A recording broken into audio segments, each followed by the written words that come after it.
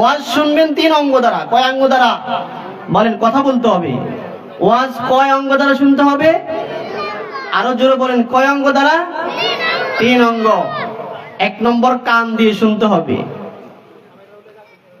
হুজুর কি বলে, আলোচক কি বলে, বক্তা কি বলে, আমাকে এটা কান দিয়ে ভালো করে শুনতে হবে। নম্বর 2, চোখ দ্বারা দেখতে হবে। কি দ্বারা দেখতে হবে? হুজুরের দিকে তাকিয়ে থাকতে হবে। মাহফিলের প্যান্ডেলে এসে যদি আপনি ঘুমান, বাদাম মুড়ি খান, আরেক দিকে তাকিয়ে থাকেন, এই মাহফিলে আসে আপনার কোনো লাভ নাই। আপনার কান শুভ হবে, তবে আপনার কোনো ওয়াজ কলবের ভিতরে ঢুকবে না, যার কারণে আপনার আমলের সুযোগ হবে না। এজন্য কানে শুনতে হবে, চোখে হুজুরকে দেখতে হবে। নম্বর 3, আমার যে কলব আছে, যে দিল আছে, এই দিল দ্বারা হুজুরের আলোচনাকে অনুধাবন করতে হবে। ঠিক না বে ঠিক? তাহলে 3 অঙ্গ দ্বারা ওয়াজ শুনবো। কয় অঙ্গ দ্বারা বলেন? কয় অঙ্গ দ্বারা? 1 নম্বরে কান, 2 নম্বরে চোখ, 3 নম্বরে আমার কলবকে খোলা রাখতে হবে, যে হুজুর কি বলে কলবের ভিতরে কিছু ঢুকানো যায় কিনা। পারবো তো ইনশাআল্লাহ? আল্লাহ তাআলা সকলকে তৌফিক দান করুক। সম্মানিত ভাইরা, আমি আলোচনা দীর্ঘায়িত করব না, সরাসরি আমি আলোচনার দিকে চলে যাচ্ছি। আল্লাহ পাক রব্বুল আলামিন কোরআনের ভিতরে বলেন, ওয়াল আসরি ইন্নাল ইনসানা লাফি খুসর ইল্লাল্লাযীনা আমানু ওয়া আমিলুস সালিহাতি ওয়া তাওয়াসাউ বিল হাক্কি ওয়া তাওয়াসাউ বিস সাবর। আল্লাহ পাক রব্বুল আলামিন এই ছোট্ট একটা সূরার ভিতরে একটা কসম করেছেন এবং 4টা কর্মসূচি দান করেছেন। একটা কসম, 4টা কর্মসূচি। এই সূরা আল্লাহ তাআলা কেন নাজিল করেছেন? এই সূরার ফজিলত কি? এই সূরার ফজিলত হলো, এই সূরা যখন আল্লাহ তাআলা নাজিল করলেন, নাজিল করার পরে সাহাবায়ে কেরামের ভিতরে এই সূরার তেলাওয়াত এমন ভাবে, তাদের ফজিলত এমন ভাবে তারা বুঝেছে, যখন কোন 2 জন সাহাবায়ে কেরাম একসাথে হতেন, এই সূরা পাঠ না করে একে অপরকে না শোনানো ব্যতীত তারা আলাদা হতেন না। আল্লাহ পাক রব্বুল আলামিন এই সূরার ভিতরে এমন 4টা কর্মসূচি দান করেছেন। ইমাম শাফিঈ রাহিমাহুল্লাহ তাআলা আনহু বলেন, আল্লাহ পাক রব্বুল আলামিন যদি কোরআনে কারীমের অন্য কোন আয়াত নাজিল না করতেন, পুরা 30 পারা কোরআনকে আয়াত যদি নাজিল না করে শুধু এই সূরাটা দুনিয়ার মানুষের জন্য রেখে যেতেন, তাহলে দুনিয়ার মানুষ যদি এই সূরা আসরের উপর আমল করে তার জীবনকে সে পরিচালনা করত, তাহলে তার অন্য কোনো জিনিসের প্রয়োজন হইতো না। সে মরার সাথে সাথে সে সোজা জান্নাতে চলে যেত। আমাকে আপনাকে জানতে হবে এই সূরার ভিতরে কি এমন কর্মসূচি আছে, আমাকে জানতে হবে। আল্লাহ পাক রব্বুল আলামিন এই সূরা নাজিল করেছেন অত্যন্ত গুরুত্বপূর্ণ একটা প্রেক্ষাপটে। অর্থাৎ কোন কারণে নাজিল করলেন সূরাটা? সমস্ত আয়াত, সমস্ত সূরা, অধিকাংশ সূরা, অধিকাংশ আয়াত অবতীর্ণ পিছনে একটা প্রেক্ষাপট আছে, কারণ আছে। কারণ, এটার কারণ কি? মুফাসসিরিনে কেরাম বিভিন্ন ব্যাখ্যা করেছেন, আমি তার মধ্যে সংক্ষিপ্ত একটা বলবো। রাসূল করিম সাল্লাল্লাহু আলাইহি ওয়াসাল্লামের একজন বন্ধু ছিলেন, নাম বলতে পারবেন কেউ? কেউ বলতে পারবেন? এই বাচ্চারা কথা বলবা না, যদি শুনো বসো, না শুনে চলে যাও। হযরত রাসূল করিম সাল্লাল্লাহু আলাইহি ওয়াসাল্লামের একজন বন্ধু ছিলেন, নাম কি বলতে পারবেন কেউ? হযরতে আবু বকর। নাম কি? কথা বলেন, নাম কি? হযরতে আবু বকর রাসূলের বাল্যকালের বন্ধু, ছোটকালের বন্ধু। এবং এই বন্ধু একদিন রাসূলের শ্বশুর হয়ে গেলেন। সুবহানাল্লাহ। এই বন্ধু একদিন রসুলের কি হয়ে গেলেন? শ্বশুর হয়ে গেলেন। হযরত আবু বকর রাদিয়াল্লাহু তাআলা আনহু, তিনি, তার পিতা ব্যবসায়ী ছিল, এই সূত্রে তিনিও ব্যবসায়ী। এই জন্য আমাদের সমাজে আছে না, আমাদের দেশে আছে, বাবা যদি ব্যবসায়ী হয় তখন তার সন্তানরাও সাধারণত কি হয়? ব্যবসায়ী হয়। কথা কি বুঝেননি আপনারা?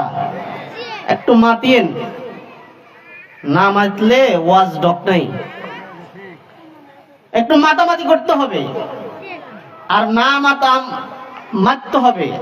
আমি প্রশ্ন করব, আপনারা উত্তর দিবেন। হযরত আবু বকর রাদিয়াল্লাহু তাআলার পিতা ছিলেন ব্যবসায়ী, এই সূত্রে তিনিও ব্যবসা গ্রহণ করলেন। হযরত আবু বকর রাদিয়াল্লাহু তাআলা আনহু, তিনি ব্যবসা করতে করতে এক সময় মক্কার একজন সুপ্রসিদ্ধ একজন ব্যবসায়ী হলেন। ব্যবসায়ী অনেক আছে, আমাদের সলোমন বাজার, সেলিম বাজার, অনেক ব্যবসায়ী আছে না? অনেক দোকান আছে, কিন্তু সকলের ব্যবসা কি সমান? কথা বলেন, সমান নেই। আমরা যার সততা আছে, যার বিশ্বস্ততা আছে, আমরা সাধারণত তার কাছে যাই। কি মনে করি?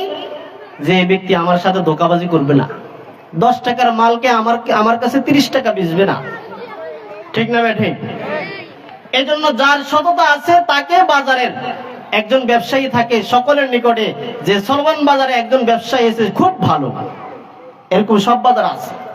তো মক্কার বাজারে হযরত আবু বকর রাদিয়াল্লাহু তাআলা আনহু তৎকালীন সময়ে সর্বশ্রেষ্ঠ ব্যবসায়ী, এবং তিনি সকলের কাছে সৎ ব্যবসায়ী হিসাবে সকলের কাছে প্রসিদ্ধ।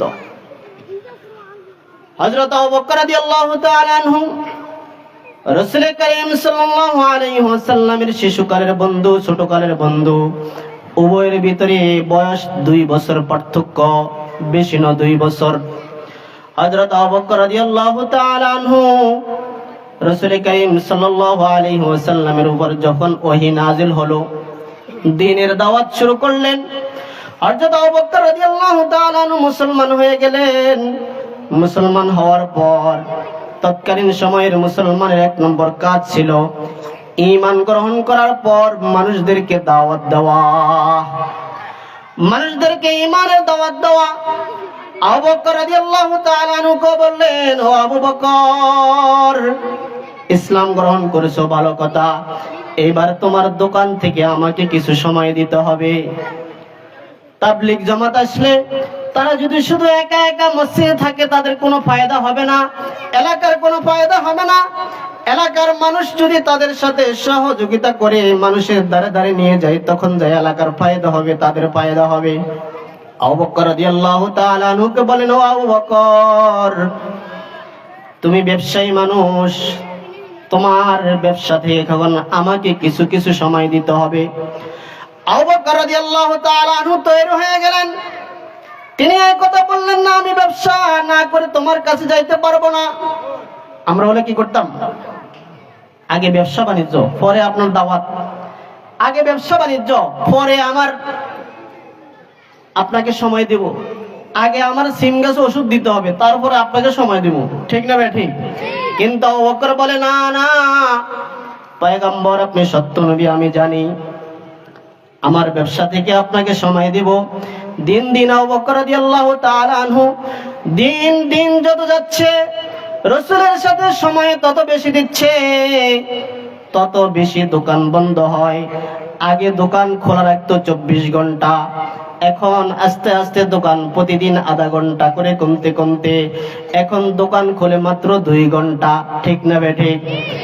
2 ঘন্টা যখন দোকান খুললো, মক্কার অন্য ব্যবসায়ী যারা আছে তারা বলে, আবু বকর, তুমি তো মক্কার সবচেয়ে বেশি প্রসিদ্ধ ব্যবসায়ী ছিলা, আজকে তোমার দোকান সারাদিন বন্ধ থাকে, তুমি তো অনেক লসের মধ্যে আছো।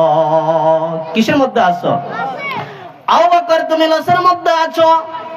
বলে, তুমি সারাদিন দোকান বন্ধ করে কোথায় চলে যাও? তোমার কাস্টমার ঘুরে ঘুরে তোমার অপেক্ষায় চলে যায়। আবু বকর, তুমি তো লসের ভিতরে আছো। আবু বকর বলে, না না, আমার লস নাই, আমার লস নাই, আমি তো রাসূলের সাথে সময় দিই, আমার কোনো লস হবে না। আবু বকর একদিন যাইতে যাইতে এরকম এক সময় দাওয়াত দিতে দিতে আবু বকর আর দোকান খোলার সুযোগ পায় না। এখন আবু বকর রাসূলের সাথে সর্বদাই থাকে, আবু বকর আর দোকান খোলার সুযোগ পায় না। এক সময় যখন দোকান খোলার সুযোগ পায় না, দোকানের ভিতরে মাল নাই, আবু বকর রাদিয়াল্লাহু তাআলা আনহু বলেন, আর দোকান রেখে লাভ নাই, এবার দোকানটাকেও বিক্রি করে দিলেন। কারণ কি? বলে, আমাকে রাসূলের সাথে সময় দিতে হবে, রাসূলের সাথে ঈমানের দাওয়াত দিতে হবে, কালিমা লা ইলাহা ইল্লাল্লাহর দাওয়াত দিতে হবে।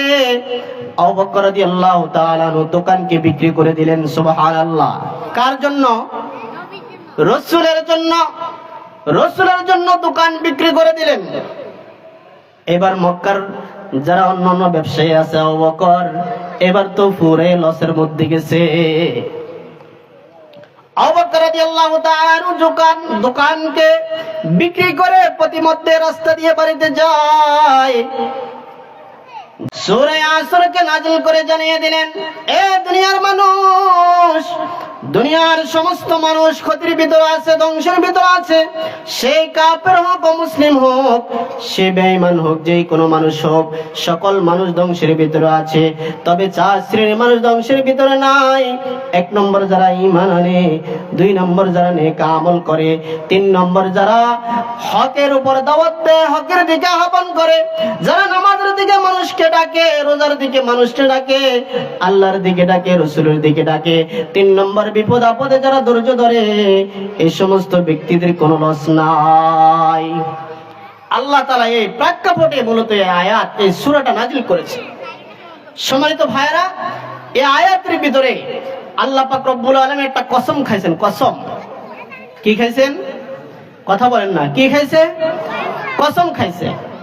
আচ্ছা, আমরা কি কসম খাইনি? কথা বলেন। মনোযোগ নাই আপনাদের? মনোযোগ আসেনি? মনোযোগ আসেনি? নারায়ে তাকবীর। আরো জোরে বলি, নারায়ে তাকবীর। কসম আমরা খাইনি? খাই। যে পেশা নিয়ে দুনিয়াতে বসবাস করি, সেই পেশার কসম খায়। কথার কথা, আমি ব্যবসায়ী। একজন ব্যক্তি বললো, তুই তো এই কাম করছ। বাস্তবে আমি এই কাম করি নাই। তখন তাকে এই কাম যে করি নাই বিশ্বাস করার জন্য বলি, এই যে আমার ক্যাশ আছে, ক্যাশটাকে শুয়ে কসম করে বললাম আমি এই কাজ করি নাই। এরকম করি কি করি না? মা বোনরা দুইজনে একজনের সাথে একজনের ঝগড়া লাগলে কি করে? অর্থাৎ একবারের বেড়ি অথবা একেবারের মহিলা দুজন যদি পরস্পর ঝগড়া লাগে, তখন এ বলে তুমি এই কাজ করছো, এ বলে না আমি তো এই কাজ করি নাই। বলে, আমার এই যে একটা পুত্র সন্তান আছে, আমার একটা মেয়ে সন্তান আছে, আদরের সন্তান আছে, এই আদরের সন্তানের মাথায় হাত দিয়ে বলে আমি এই কাজ করি নাই। ঠিক না বেঠি? করি কি করি না? তাহলে দুনিয়ার মানুষ কসম খায় কেন? তার প্রতিপক্ষের যে কথার অভিযোগ দিচ্ছে, সে অভিযোগটাকে কি করার জন্য? সে যে এটা করে নাই, এটাকে মজবুত করার জন্য সে কসম খায়। আল্লাহ পাক রব্বুল আলামিন সমস্ত কথা দামি। বলেন সুবহানাল্লাহ। আল্লাহ তাআলা সমস্ত কথা কি? দামি। এটা 100তে 100 সত্য, কোনো গ্যারান্টি 99 আছে? 99 আল্লাহর কথার ভিতরে 99 সত্য, 1% মিথ্যা এরকম আছে? নাই। সতে সৎ। সতে কি? সৎ। আল্লাহ তাআলা কোন জিনিসের কসম খাওয়ার প্রয়োজন হয় না। এরপরও আল্লাহ তাআলা বিভিন্ন জিনিসের কসম খাইয়েছেন কোরআনের ভিতরে। কেন খেয়েছেন? মুফাসসির ইকরাম তার অনেকগুলো ব্যাখ্যা করেছেন। 1 নম্বর একটা ব্যাখ্যা শুনুন, সেটা হলো আল্লাহ তাআলা মূলত যে বিষয়টাকে কসম করে বলছেন, সেই বিষয়ের গুরুত্ব মানুষকে বোঝানোর জন্য। সুবহানাল্লাহ। আল্লাহ পাক রব্বুল আলামিন আল আসর বলে, আসর মানে আসরের 3টা ব্যাখ্যা। 1 নম্বর ব্যাখ্যা হলো আসর মানে যুগ। যুগ যুগ কাকে বলে? দীর্ঘ লম্বা সময়কে বলে যুগ। আমাদের দেশে 12 বছরে 1 যুগ বলে। কত বছরে? 12 বছরে। এটার একটা ব্যাখ্যা। দুই নম্বর ব্যাখ্যা হলো আসর মানে হলো কিয়ামত। আসর মানে কি? কিয়ামত। কিন্তু মুফাসসিরিনের ভিতরে একদল একটা সর্ব উত্তম একটা ব্যাখ্যা করেছেন, আসর বলা হয় সূর্য যখন ডলে যায়, ঠিক দুপুর থেকে যখন ডলে যায় সেখান থেকে শুরু করে গ্রুপ হওয়া পর্যন্ত, ডুবা পর্যন্ত যে সময়টা আছে এটাকে আসর বলা হয়। এজন্য আমরা মাগরিবের আগে একটা নামাজ পড়ি। কি নামাজ? আমার সবাই বলেন না, কি নামাজ? আসরের নামাজ। আল্লাহ পাক রব্বুল আলামিন এই আসরের কসম করে বলছেন। কেন বলছেন? এই আসরের সময়টা আল্লাহ তাআলার কাছে অনেক দামি। আসরের নামাজ আল্লাহ তাআলার কাছে অনেক দামি। আর এই আসরের নামাজটাই আমাদের থেকে বেশি ছুটে, ঠিক না বে ঠিক? কোন নামাজটা বেশি ছুটে আমাদের থেকে? আসরের নামাজ। আর কোনটা? ফজরের নামাজ। আসরের নামাজ আর ফজরের নামাজ আমাদের থেকে বেশি ছুটে, অথচ এই দুইটা নামাজ আল্লাহ তাআলার কাছে সবচেয়ে বেশি গুরুত্ব।